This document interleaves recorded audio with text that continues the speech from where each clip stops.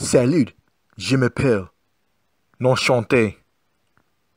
In French or Francais, that will be bonjour, a greeting during the day, and bonsoir, a greeting during the evening. Welcome, bienvenue, to another New Manchester voice recording podcast. This is a request video from a guy who watches the videos on this channel. He's autistic. I'm not going to say his name. So I'm going to give him what he wants. I don't know about the rest of you if you are interested in this or not. So if you don't want to watch this video, just don't watch it. Well, actually, it's not a video, it's a voice recording. Okay. I'm on the Quora site online, and I'm on my smartphone, and I'm going to be reading a post titled, "Why is the United States so religious?" Religion is on constant display here in America. It's everywhere. Well, sort of. You know, it's at high school football games. It's during Thanksgiving, Christmas. It's religion is talked about openly. In some parts of America that is religious. You know, some parts of America is religious, some parts of it isn't. Before I read this post and give my thoughts, I just want to tell all of you that I'm not an atheist. Please don't have this mindset in thinking that I'm an atheist and I'm against religion. I'm not. I'm not against it. But anyway, I'm not going to worry about what anybody thinks. So I'm just giving you a heads up on what I just said to all of you. Okay, let me get into this. Why is the United States so religious?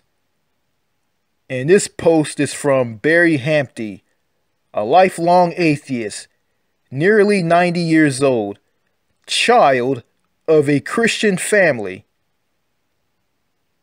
Wording of the question when I was asked to answer, why is the United States so religious?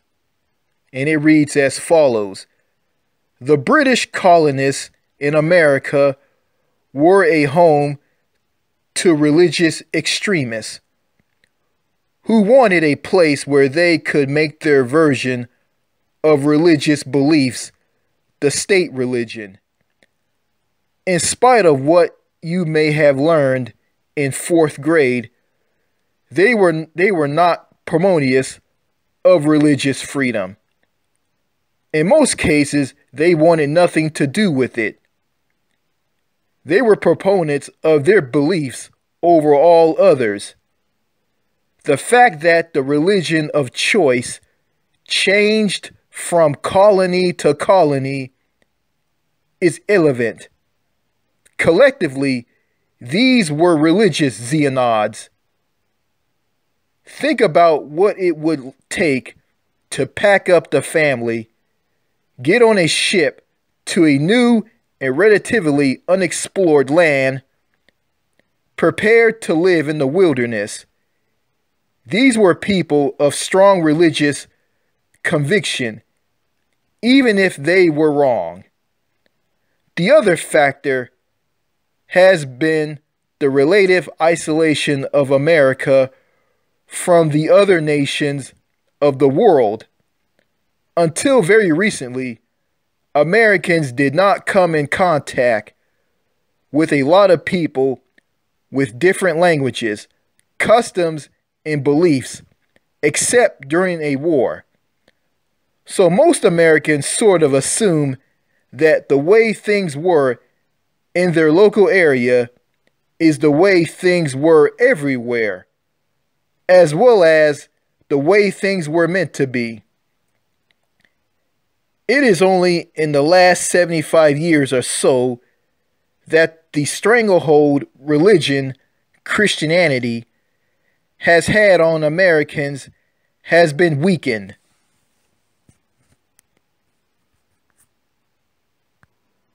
Here's another post on religion here on Quora from someone else. I'm not going to say their name, but I'm going to read their post. There are regional cultural differences in the United States. The Northwest, Washington, and Oregon does not have a very high rate of religious affiliation or practice. However, the Southeast, Mississippi, Alabama, Georgia, etc. does. In the Southeast, church membership plays an important socializing function. People label themselves according to which church they attend. I also think that having faith in typically in Protestant interpretation of God is associated with Southern pride. Other things that Southerners tend to identify with culturally are the Southern accent, football, Southern foods, and the idea of minors using ma'am and sir when talking to adults. That's also here in Texas too. African Americans are a significant minority group in the Southeast.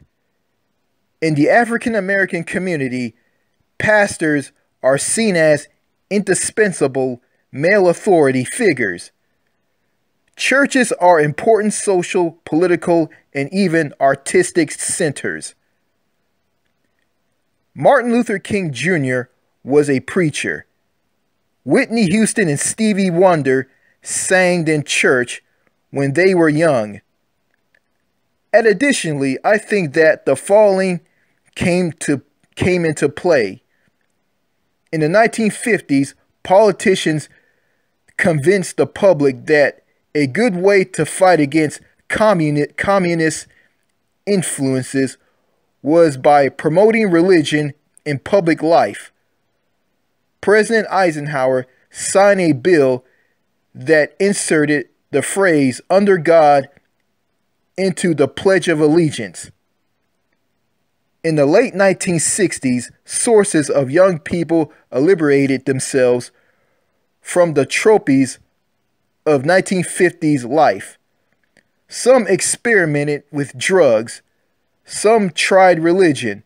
Religion experimentation was geared towards finding something different in the mainline experiences they had growing up.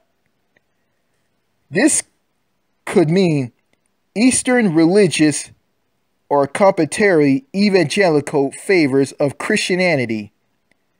In the late 1970s, religious activists coincided politically, encouraging like-minded people to vote. They played a key role in electing Ronald Reagan in 1980. Collectively, these people came to be known as the religious right.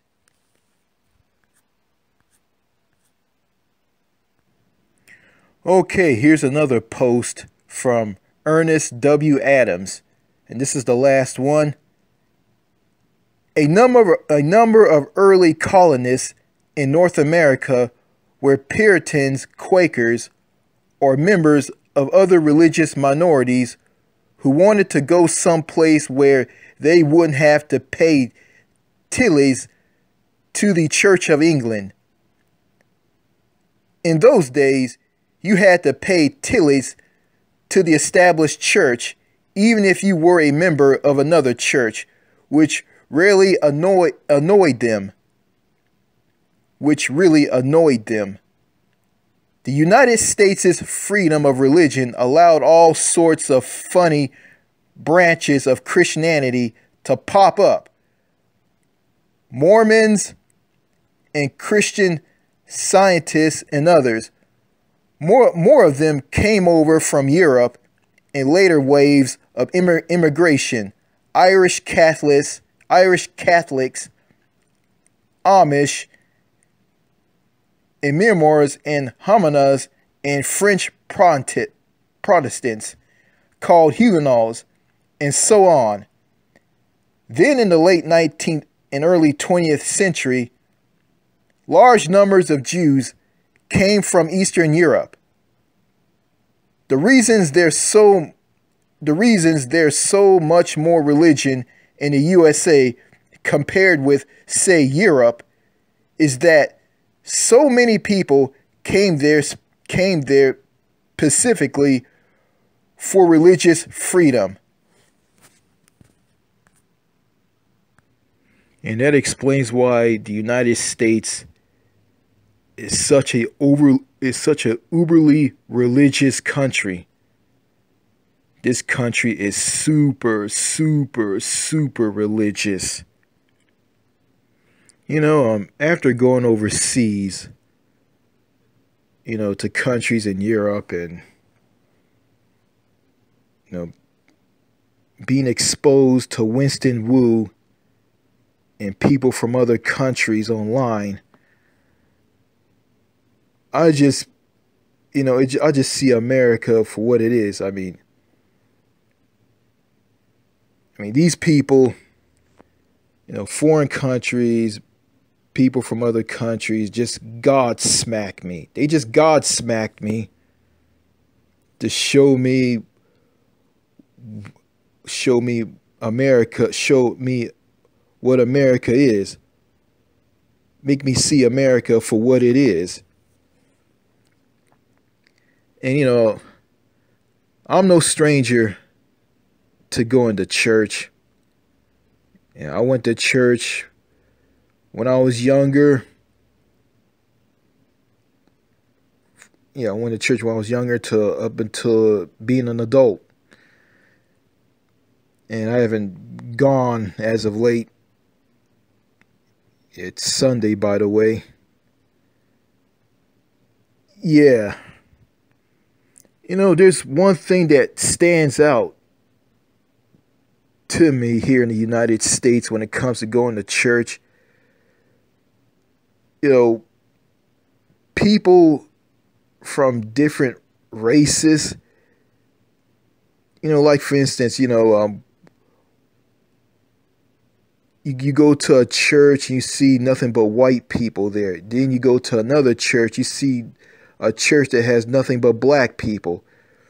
It's just like segregation when it comes to religion. You know, why is that? Like that's what stands out to me. Why is it that people from different races go to separate churches and they don't go to the same church together? I don't get that. I mean, if you're a Christian, if you say you love everybody, then why come you love people from your own race and you don't love people who aren't from your race? That's something I just don't understand. You know, churches all over America, you know, I'm going to say that they're all bad. But, you know, you got some good churches, you got some bad churches. You know, the bad churches are churches that are filled to the brim with the most evil people known to man. You know, I'm going to talk about the evil people and from the evil churches. You know, you got these types of churches where people bicker and argue and get into it with one another. You got people who never like socialize with each other. They're very antisocial and cold. I went to churches like that, an AME church. I went to an AME church somewhere in Texas, Pittsburgh, Texas, and the people there were very antisocial. They were very cold. And it's from like the young people there. Like the young people didn't want to talk to one another, and they want to talk to me or anyone else at church. And this was weird. Like I remember my dad went to this McDonald's to order some breakfast. You know, I went there, you know, we all went there to buy some breakfast. My mom, my sister, my dad, and myself. And there was this black girl at the drive-thru.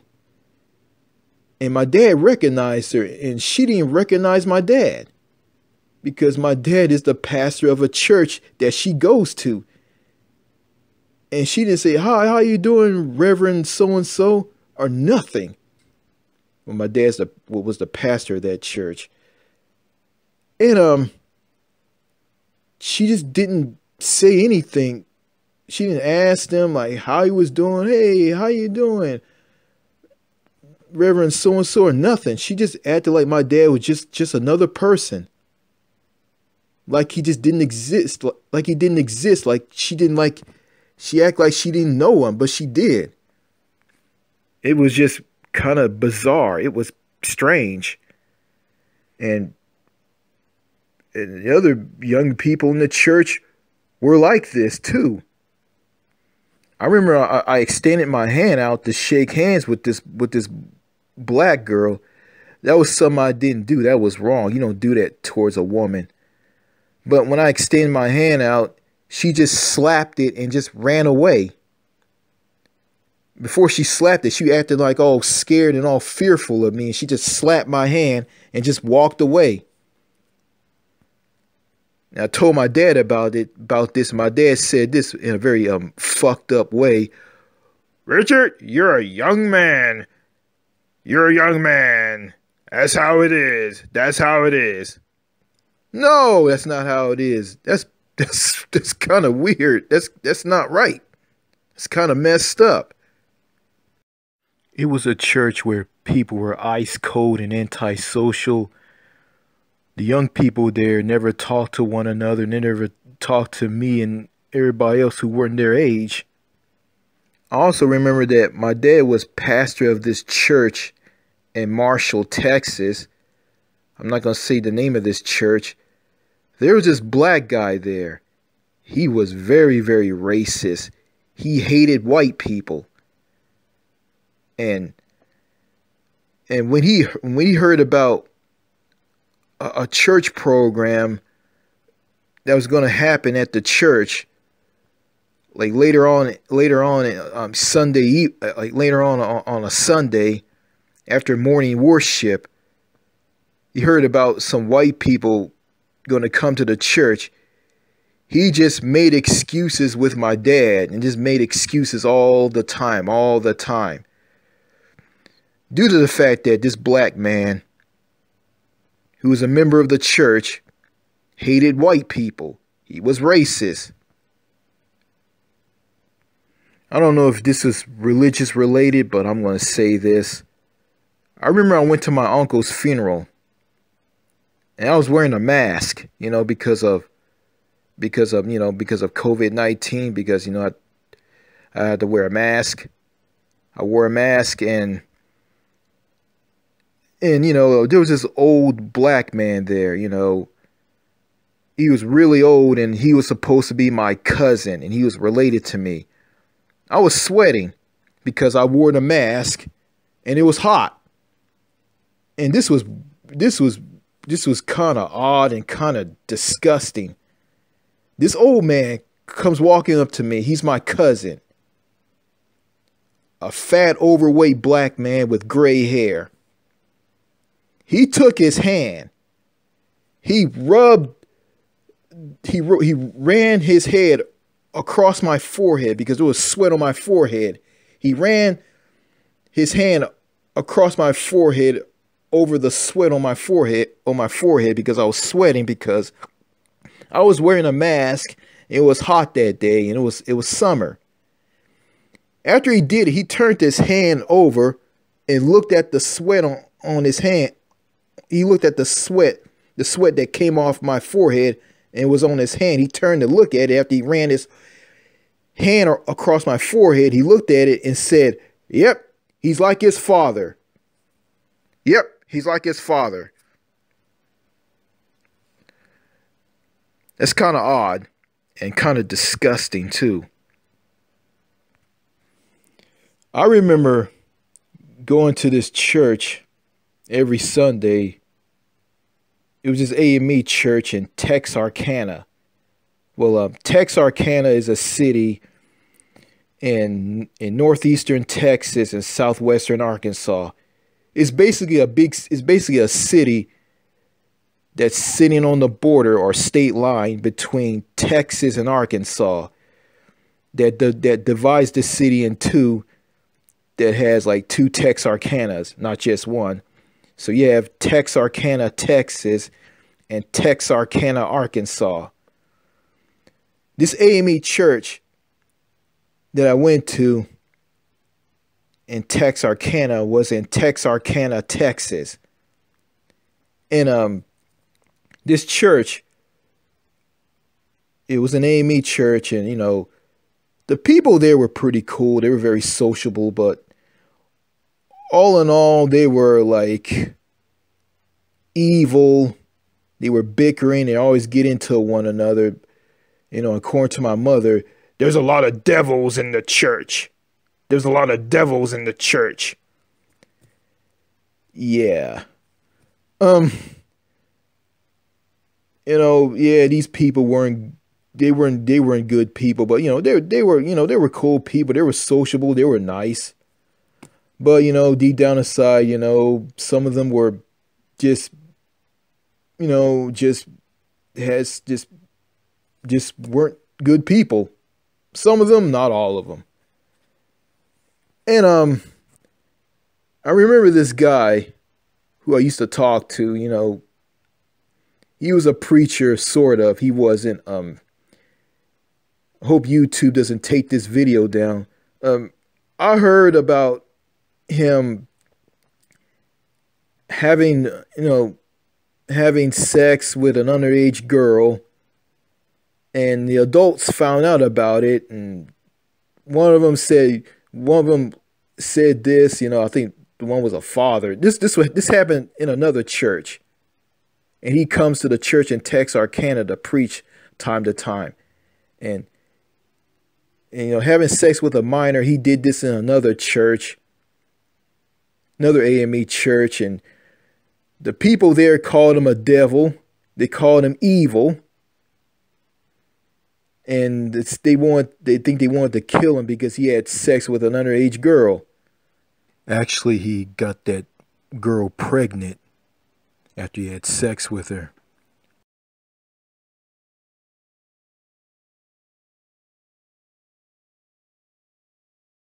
And you have pedophiles in churches here in America, and you do.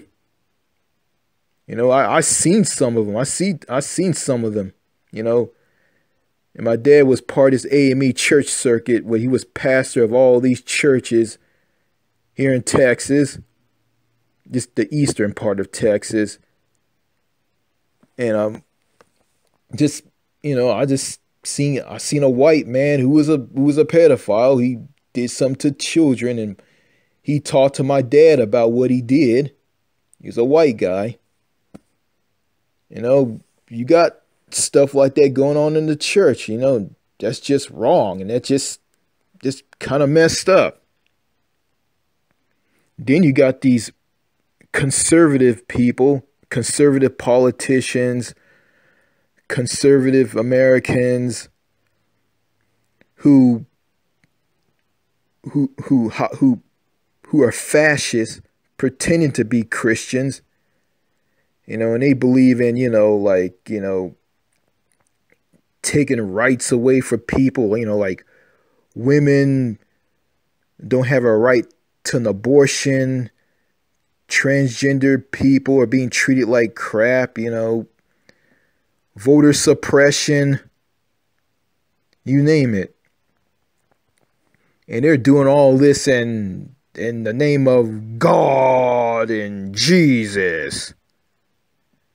And look at these people. These people are just basically hypocrites. You want to sit there and present yourself as good people because you guys are Christians and you go to church and you believe in God and you pray and somehow you're a wonderful person. But deep down inside, you guys, those people are hypocrites and they're full of it and they're evil. Somehow in their logic, they do bad things here in the U.S. for a lot of Americans. And the things that they do is okay in the eyes of God. Like, it just doesn't make any sense and it's not right. I got nothing against religion. It can be a good thing. If you're a good person, if you use it for good, to do good, you're doing the right thing. But if you're a fascist / evil person and you use it to do wrong, then you're wrong, period. There's countries in Europe, they're not super religious like here in the States. And you got Canada, a country that's north of the U.S. They're not super religious and they don't run around and talk about religion openly. And they don't have religious billboards along their highways, period. They don't talk about it because, their government and their country is wrapped in religion, and their head of state, their monarch, King Charles III, is the head of a church. So, there's no need for them to talk about religion, and got a whip of some of the Canadians, and they say that, we're just frightened that you say you're a good person because you go to church. And are you a good person? We don't know if you're a good person. And that's just shocking. Yeah, I know where they're coming from. I don't go around and talk about religion. And I don't force religion beliefs down people's throats. And that's something that goes on and on here in the U.S. Religious people, the fascists, just force their religious beliefs down people's throats. And also the ones who do wrong and use religion as just a front to cover up the wrong things, the bad things that they do, and all the hypocritical things that they say. So, that's all I gotta say in this voice recording. All right. Thank you for listening. Au revoir.